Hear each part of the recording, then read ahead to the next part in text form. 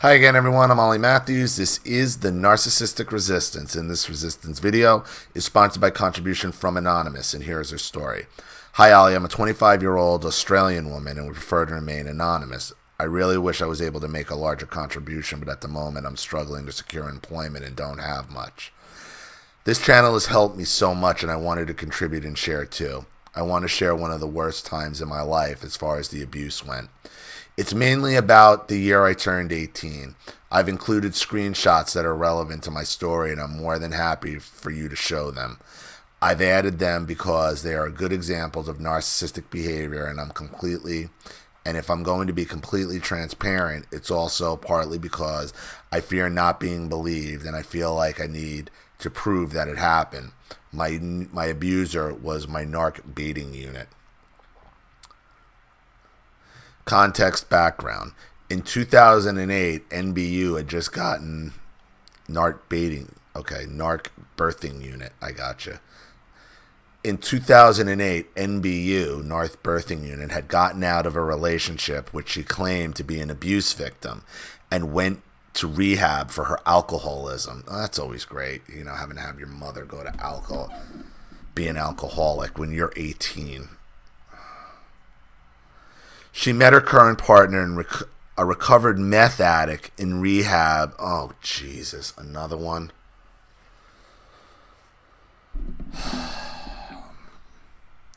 You're dealing with a grown-ass woman at this time, and at the time she's doing this, she has an 18-year-old daughter. So let's assume she's at least in her 40s. I mean, late 30s maybe, 40s, 50 maybe. Still getting hooked. In rehab, so it's an inpatient rehab, and she picks up a fucking meth addict. I mean, it's unbelievable. These rehab clinics, they're unreal. She was determined to be with him after being told that it's not recommended to date anyone with anyone in the first 2 years of recovery, let alone anyone from NA. Around this time, her sole focus was men, and I'm pretty sure at this time, it sounds like her sole focus has always been men. Okay? It's all about her pussy with your mother. It's all about her vagina and drugs and alcohol. I'm pretty sure she already went through at least 5 men during this time, but NA only really picked up on that particular partner because he is also a member. Once they were together, they were so quickly enmeshed that when she relapsed in late 2009, his response was apparently along the lines of, well, if you're going to relapse, I'm going to relapse too, and we'll recover together. Oh, fucking drug addict logic. Addict logic. 2009 was also when she purchased her business. How does she purchase her business and keep going? I mean, it's unbelievable. She was a beautician by trade, and at the start of 2010, NBU had me working in the shop. She severely underpaid me when she even paid me at all. From Facebook posts she made before I started working there, I can see she actually intended to have me working for free and smeared me to justify it. She started using meth sometime in 2010. Her partner was and still is completely blamed for it. Somebody's always to blame when they pick up that pipe, when they pick up that needle, when they pick up that bottle, because they're narcissists. It's not a disease, it's a choice like narcissism is. That's why they're interrelated. It's all narcissism. Nobody forces that pipe in your hand. Nobody forces you to snort that line of coke. No one forces you to inject that heroin or smoke that heroin into your body. No one. No one forces you to drink that liquor, drink that beer. No one. It's a choice, just like narcissism is a choice.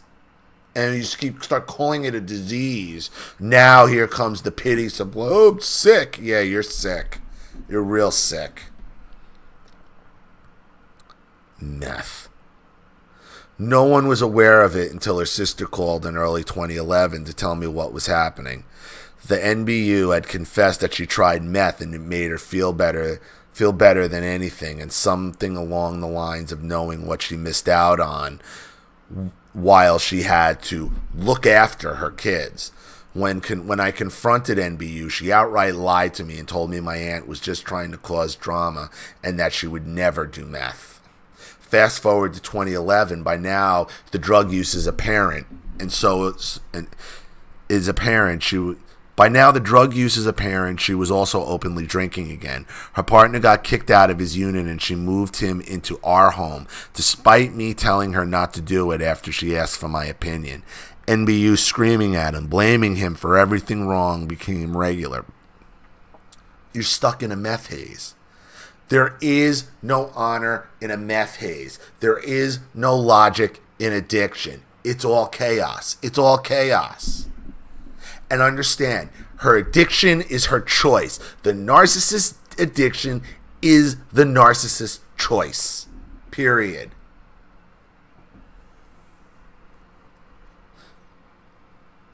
NBU screaming at him and blaming him for everything wrong became regular, but at least while he was there, us kids copped less abuse. I'm the eldest of 4. My brother went to live with his dad. His dad, not your all dad, because your mother's a fucking whore. Let's just call it what she is. She's a fucking whore who uses her fucking pussy to get her drugs, to get her booze, to get her supply, to get everything she wants. Went to live with his dad to escape the craziness, which left me and my 2 sisters. He still has survivor guilt about this. Despite my brother moving out, my NBU was still claiming student payments from the government on his behalf without his knowledge. NBU and her partner started collecting white goods from the roads and trade-ins with the intention of repairing to sell. They were also picking up all sorts of shit when they got around to fixing up the house, things like old rolls of carpet, furniture, paint, tiles, etc.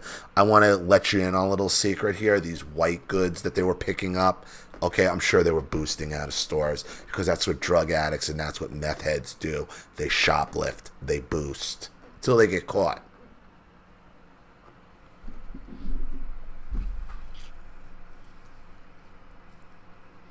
They also regularly visited recycling centers at several rubbish trips, bringing home bags of clothes and shoes for herself, curtains, framed pictures, you name it, just useless junk. This was the beginning of the hoarding, and they never did get around to fixing anything. In August, I had unfortunately discovered that I was pregnant and experienced a miscarriage. I was supposed to be 12 weeks along, but unfortunately the baby passed away somewhere between 8 and 9 weeks. When I told NBU, she was furious and offered no support whatsoever. The day I lost my baby, completely alone with no medical assistance, she made me sit in the doctor's reception alone, surrounded by pregnant women, while I held my lost one in a Tupperware container on my lap. I felt so broken, humiliated, and completely broke down when Linkin Park's From the Inside started playing on the radio. Halfway through my appointment, right after the asshole doctor told me it wasn't a real baby. Yeah, right. NBU bursts in the office with my younger sister in tow. My sister sees how devastated and distraught I was, then starts to cry. It was her 8th birthday. It's what you get when bringing a meth head to something important. I returned to work the following Monday. On that first day back, she told as many clients as she could I had a miscarriage. They were all strangers, and most of them tried to speculate as to how it was my fault. She forced me to serve a woman who had come in with the baby, even though I told her I just couldn't. The client became distressed when I couldn't stop crying, and NBU told her, matter-of-factly, oh, she just had a miscarriage, as if it was no big deal. She would have others giving her sympathy for something that happened to me. This experience has put me off ever wanting to be a mother, so fearful of ever having another miscarriage that I've even considered tubal ligation because it's just ruined me. Did you ever consider working in a hair salon with those chemicals could have been the cause of your miscarriage? They tell you not to touch that shit when you're pregnant. not to dye your hair, not to do any of that stuff, not to do, but these are choices your mother makes in your life that have directly affected you. The months after this, everything really escalated. NBU was so addicted to meth, she started shooting up in the shop. She would stop off at the dealer's house with me in the car on the way to work. The girls weren't being taken to school. Food wasn't being purchased anymore. What we got instead was a produce crate's worth of food obtained for free from a church, which was supposed to last a fortnight for 5 people. She gradually stopped going to work and would spend all her time locked away in her room to do drugs or sleep for days, which left the responsibility of running the business on me. There was only one other staff member, and she only worked twice a week. At this point, I wasn't being paid at all. When I told her I couldn't do it anymore, she called me useless and told me that if her business failed, it would all be my fault. Stop taking responsibility for the narcissist's choices. By October, she started claiming she was ill. She tried to convince everyone that spray tan mist made her sick, and that was the reason she had to start doing meth. Meth logic, man. A spray tan made her do meth, huh? She made all sorts of claims that she was possibly allergic to it, that she had been poisoned by it, and the one she desperately tried to prove that the product was contaminated and she had a heavy metal poisoning. She self-diagnosed this one because it matched her symptoms. She doubled down by convincing everyone I was sick too, so that when anyone pointed to her drug use causing her health problems, she could say something along the lines, well, my daughter doesn't shoot it up and she's sick too.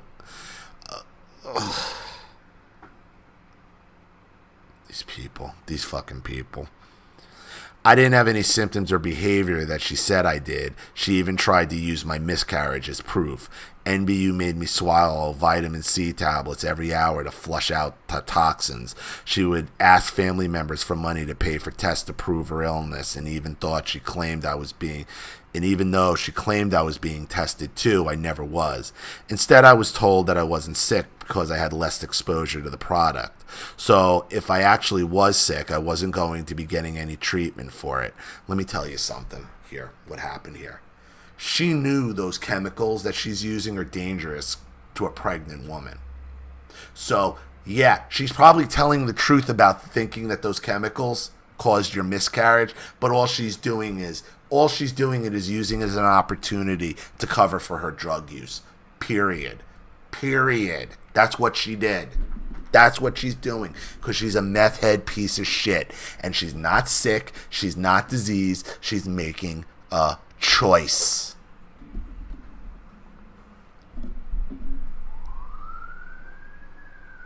The narcissist becomes a drug addict by choice. By choice. She had one heavy metals test done. Her levels were typical, below the range of concern, but she viewed the fact that they were even present as proof. This was also roughly when the fake suicide attempts started happening. These would occur when she couldn't get her way with her partner. The first time she did it, I went with her in the ambulance. When she came to the ER, she saw me, looks displeased, then demanded that I turn off the light. The whole wall was covered in switches. I didn't want to flick anything. I shouldn't. She started screaming at me and told me, what good are you? How do you expect to get through life if you can't even find a fucking light switch? I don't know. Maybe I'll try meth like you. Asshole. When she finally closed down the business, she collected all the equipment in that building and put it in the house. The shed was already almost filled with other crap, so most of it ended up inside the actual house and piled up to the roof. I had to make sure the children stayed away from those areas of the house because the piles would regularly topple, and because whenever NBU got angry, she would break things, and the hoard made it impossible to clean all the shards. Whenever I would try to throw things away or move items to the curb for bulk rubbish pickup, she would go out there and bring it back to the house. And by the end of 2011, if anybody thinks that hoarding's not a part of narcissism, you're out of your mind. It's another thing. It's just control. These are all narcissistic tactics. By the end of 2011, I was completely responsible for the care of my sisters while NBU did drugs and desperately tried to find a medical professional who would back up her lies. I tried the best I could with what little food we had. The fridge was broken, so we had to use the fresher stuff within a couple days and lived off tin food for the rest of the fortnight. I couldn't leave the house anymore because if I went out or went to stay anywhere else, my sisters would go hungry. I didn't have any money to get them to school. The school actually tried to arrange transport, but NBU refused to do anything to facilitate the process. My youngest sister was infested with lice, and I couldn't get NBU to give me any money to buy treatment, so I had to make do with a comb and oil every day. My sister was in so much pain from the lice and the combing that when she'd see me coming with the comb, she would burst into tears. Her hair was down to her ass, but NBU refused to let me cut it. She would threaten me any time I pleaded with her about it. My other sister was a skinny, pale, constantly ill. She had lice, but I was able to completely rid her of it. To this day, she still has extreme anxiety issues when it comes to ensuring there's enough food in the house. I was skeletal and severely anemic. I also had severe insomnia. I was in such bad shape that I stopped menstruating. I couldn't complete my dental work braces because I needed a filling that NBU didn't want to pay for. I had no choice but to have them prematurely removed. NBU would scream for food and water from her room if I failed to anticipate her needs. She would call me a selfish sociopath and bang on about how she's always done so much for everyone else, but no one will help her. Shitty thing was, though, that if I brought her food without her needing to ask for it, she wouldn't eat it. She was more likely to throw it at her partner or at the wall. Sometimes she would storm out into the kitchen and then start demanding to know why there wasn't any food, as if it wasn't her responsibility. At this point, the violence and screaming was pretty much daily, and if I tried to stop it or intervene, she would beat me. Once it was in front of all the neighbors using a full wine bottle. This event was the first and only time I hit her back. She was always the aggressor, but she made herself look like the victim of her partner to everyone else. How? How if she's living in this hoarded out shit house? It's her reality you're living in. It's her reality. One of the more horrible things she said to me during this time was that I was a moocher, pathetic, and that I should have an abortion, just like she should have aborted me. At this point, my goal was to find work, get a place of my own, and take the girls with me. I couldn't get a tax file number sorted because I didn't have any forms of ID other than my birth certificate. I didn't even have a bank account. I asked her to help me open one so I could start getting shit done, and she refused. Of course, she's not going to help you do anything. My second option was applying for welfare. Still didn't have that bank account, though, and when I asked her again, explaining that I just didn't need it to receive the money, but it was also for sorting out ID, that I wouldn't even be able to complete the application without one. She told me to have the money put in her account. I was trapped. She sabotaged me by refusing to help me and then would scream at me about how lazy I was for not contributing to anything. Look, at this point, you should have been able to go to a bank and open up an account by yourself with your birth certificate. I didn't feel I could reach out to anyone in my family. NBU had made me believe they were terrible people who didn't care about me. Child Protective Services had come to inspect the conditions of the house and set terms for NBU several times, but nothing came of it. Around May 2012, NBU asked an NA friend to come around to fix her flat tire.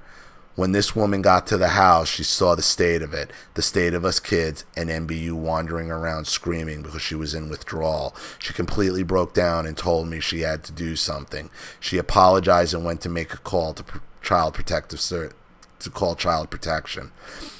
That afternoon, Child Protection sent 2 police officers to take the girls. NBU didn't even bother to get out of bed. NBU told everyone that it wasn't Child Protection who told them, that it was a family intervention, that her children were taken from her by family members to punish her. Even though she often contradicts this claim herself, she's adamant that this is the truth. What actually happened was, I called DCP immediately after the girls were gone and told them which family members they can stay with. The relatives took on my youngest sister and got me the hell out of that house. After this, she claimed she finally found a doctor who believed her and sent us medical certificates that didn't prove shit. Maybe they proved what a determined liar she is.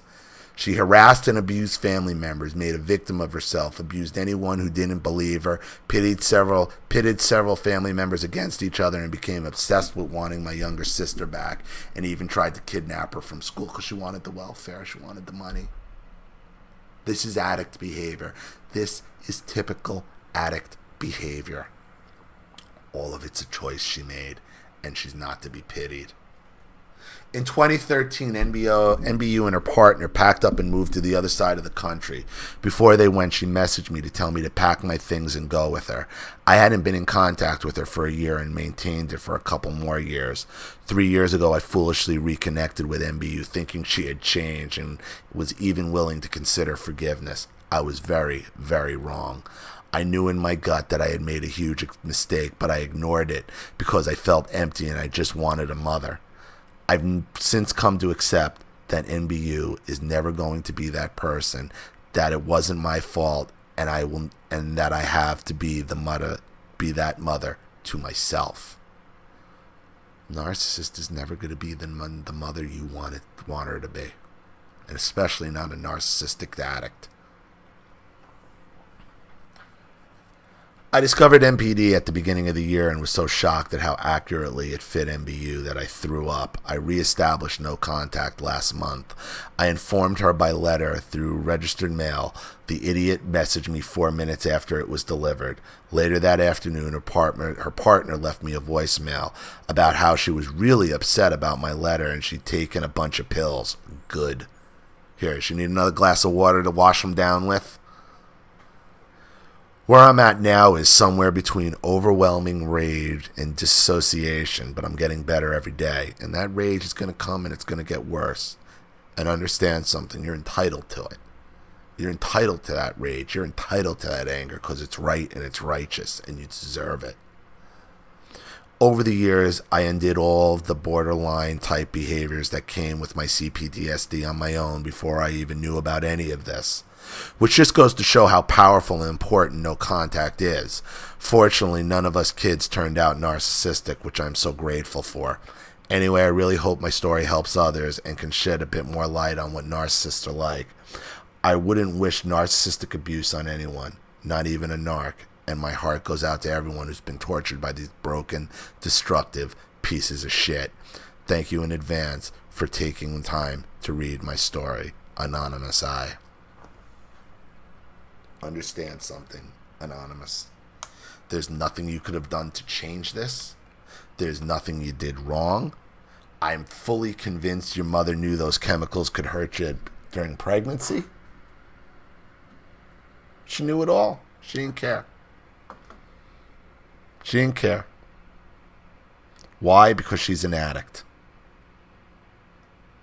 Because she's an addict. And she makes her choices. Addiction isn't a disease, it's a choice. Always has been, always will be.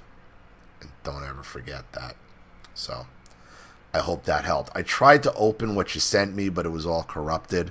And your story's strong enough on its own anyway. So no worries on that. So thank you for your contribution and your story. I really do appreciate it. Thank you to everybody watching.